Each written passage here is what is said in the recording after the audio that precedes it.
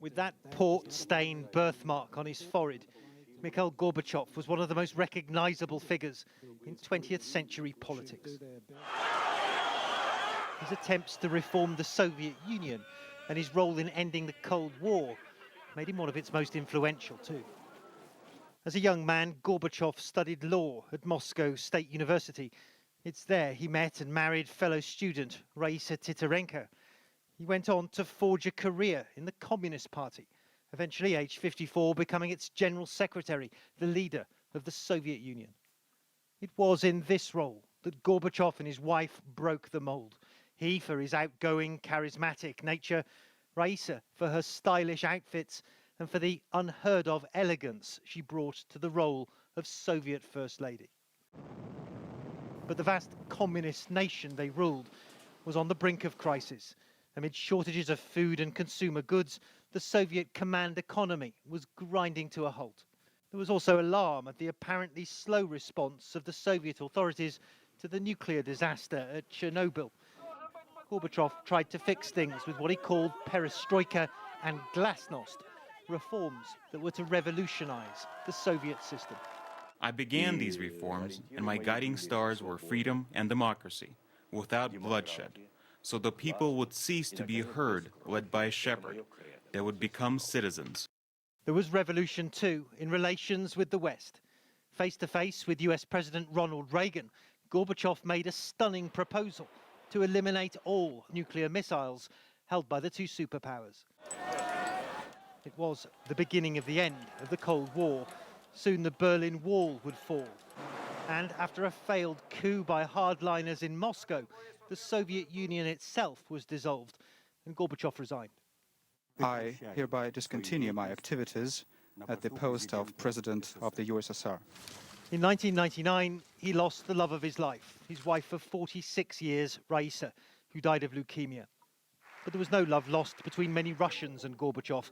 To many of his countrymen, he would always be the man who allowed the great Soviet empire to collapse, exposing millions to hardship and humiliation. Even Gorbachev himself expressed regret. I fought the best I could to defend the Soviet Union, but I failed. But in the West, he was revered and celebrated as a great statesman, a Nobel Peace Prize winner who played a decisive role in ending the Cold War, peacefully diffusing the most dangerous standoff of the 20th century. Our thanks to Matthew Chance for that reporting. Now I want to bring in Jill Doherty, Russia analyst and the former CNN Moscow bureau chief. Jill, thank you so much for spending some time with us. Gorbachev was such an extremely influential politician and leader in Russian history. You lived in Russia for about a decade. You met Gorbachev several times. What was your reaction when you heard he'd passed? You know, intense sadness, really, because Gorbachev, I think, in contrast to any previous, certainly Soviet leader, was a personal leader. He had extraordinary charisma. And just on a personal basis, you know, interviewing him, meeting him, and also his relationship with, which Matthew mentioned, with his wife, Raisa. He broke the mold when it came to an approachable, personable leader. And not to mention, of course, his role in history, which was enormous. If you just look at the Soviet Union itself and how he changed that, he changed it with glasnost, which means, you know, openness. And all of a sudden, publications that nobody could ever read before, they were all over the place. People were reading forbidden literature. There was a complete intellectual opening and a social opening. And then perestroika, that's, I think, the most difficult part of all, because perestroika means rebuilding. And what he wanted to do, and this is where he failed, is to keep the Soviet Union going. He believed that you could reform it, turn it into something like maybe European socialism, but that was impossible. And, you know, the Soviet Union collapsed. And because of that, when people really began to live extremely hard lives, the economy fell apart, there was no structure left anymore to the economy or even societally, people began to blame him. And to this day, many Russians revile him. So to me, he is the person who absolutely changed history with his own personality, to have that vision that somehow things could change.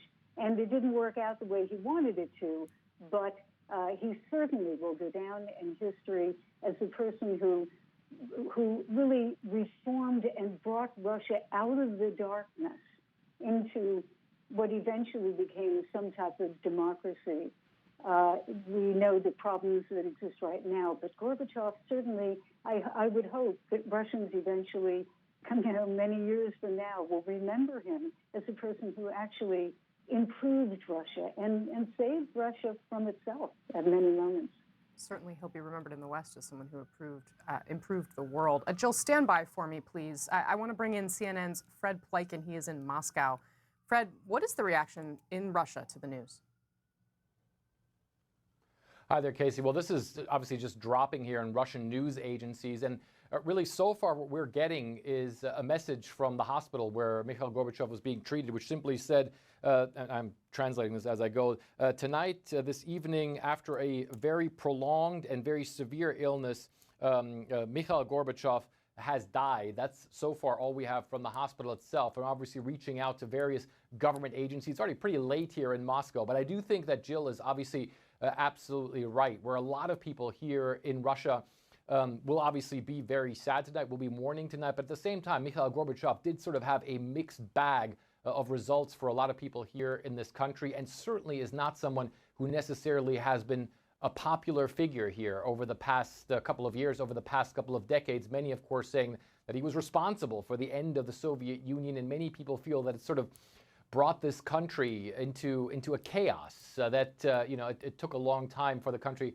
to recover from. So when you speak to people here on the streets in Moscow and other Russian cities, you won't necessarily hear very kind words about Mikhail Gorbachev. You won't necessarily hear a lot of people with a lot of sympathy for Mikhail Gorbachev, but I do think that Jill is absolutely correct to say that obviously he brought the then Soviet Union into a whole different path, a whole new era. And also one of the things that we have to point out with Mikhail Gorbachev is that while he wasn't necessarily very popular here in Russia, especially during the Putin era and during the 1990s, when a lot of when life became very difficult for a lot of people, there was a lot of disorderliness here in Moscow and other cities. But if you look, for instance, towards Europe, obviously he's someone who is absolutely adored there. You look, for instance, at Germany, where he's still very much revered by a lot of people. He actually lived in Germany for an extended period of time. And of course, many people believe that he was largely responsible for the unification of Europe, together with the other very large leaders, like, for instance, Ronald Reagan, George Bush Sr., Helmut Kohl, and François Mitterrand.